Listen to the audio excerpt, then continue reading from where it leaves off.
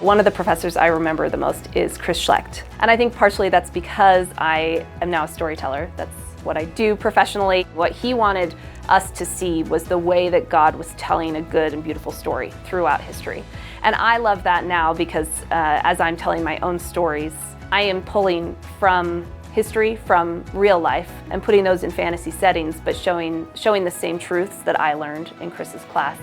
Mitch Stokes was really the reason I came to New St. Andrews, was that particular blend of mathematical mind and love of philosophy, love of literature. That was what I wanted. You know, knowing that I came from a mathematics background, I loved that, I really wanted that. But to have that kind of depth and the generalist approach that Mitch had was really what I wanted. My name is Nick Hyde. Christine Cohen. Joe Carlson. Jen Carlson. Valerie Abraham. Caleb Trotter. Jesse Trotter. Danny Bradley. I graduated from NSA in 2007. 2009. 2005. 2020. 2005. 2015. The professors I would say that I connected with the most at New St. Andrews, I would say were Chris Schlecht. His history, I was already a history guy before that. And I saw in Chris Schlecht just the absolute love of history. And it wasn't like he was just teaching it to us. It was it just oozed out. You know, the love of the topic, the knowledge of it, the mastery of everything.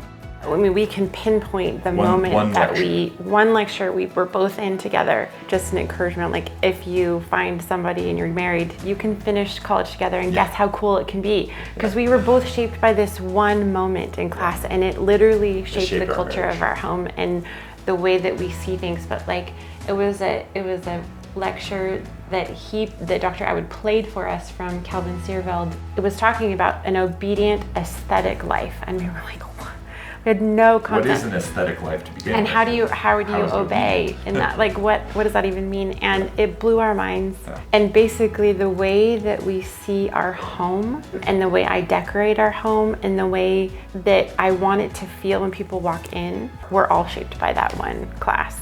I remember going to a book group with a professor's wife. That kind of blew me away at the time, like, wow, this professor's wife who has her own busy family is making time to invite these young women into her home and mentor them. And then the professors themselves, they weren't just there to feed you information. They were there to truly mentor you, to shape who you were becoming in the world. And they actually cared not just about your brain, but about your soul.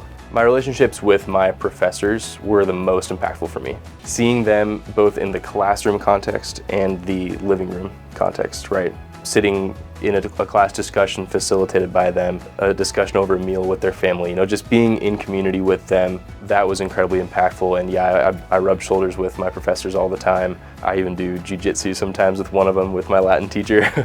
So it's just constant community with my former professors. It's the blessing of still being in the same town as them.